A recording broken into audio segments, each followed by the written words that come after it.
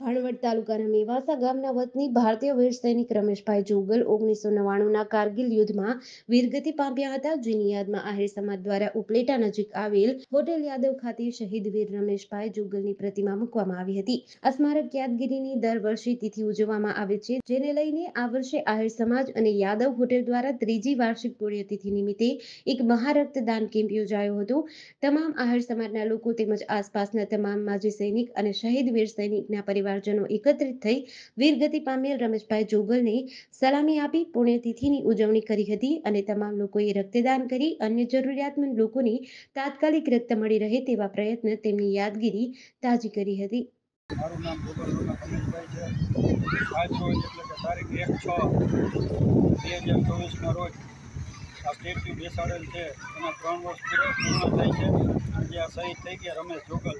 એની આજે જન્મદિવસની તિથિ નિમિત્તે આજ ઉપલેટા ખાતે હાઈવે ઉપર યાદવ હોટલ ખાતે સ્ટેચ્યુને ફ્લેગ હોસ્ટિંગ કરવામાં આવેલ છે તથા બ્લડ ડોનેશનનો કેમ્પ કરવામાં આવેલ છે તથા માજી સૈનિકો તથા ઉપલેટાની જાહેર જનતા આમંત્રણ આપી અને અહીં વધારેલ છે.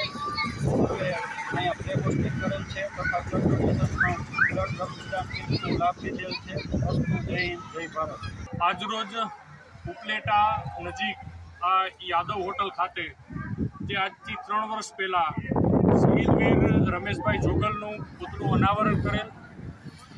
આ પુતળા અનાવરણના કાર્યક્રમને હર વર્ષે હર તિથિ મનાવતા હોય એના ભાગરૂપે આજે ત્રીજી પુણ્યતિથિ નિમિત્તે સમસ્ત માજી સૈનિક તેમજ સમસ્ત ઉપલેટા આગેવાન, ઉતિયાણા આગેવાન અને ખાસ કરીને યાદવ હોટલ પરિવાર આ તમામે અહીંયા જે રમેશભાઈનો પરિવાર છે અહીંયા ઉપસ્થિત છે આજે.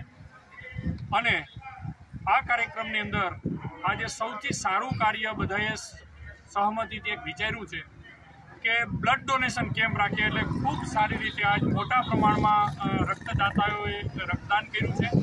અને આજે સૌ માજી સૈનિક પરિવારો અને અહીંના લોકલ જે અધિકારી સ્ટાફ છે એ ઉપલેટા લોકલ તાલુકાના એ તમામે પણ હાજરી આપી. એ પણ એક ખૂબ ગૌરવની વાત કહેવાય કે એના આટલા કપરા સમયમાં પણ એક શહીદ માટે સમય કાઢ્યો છે તો એ ખૂબ મોટી દેશભક્તિ છે.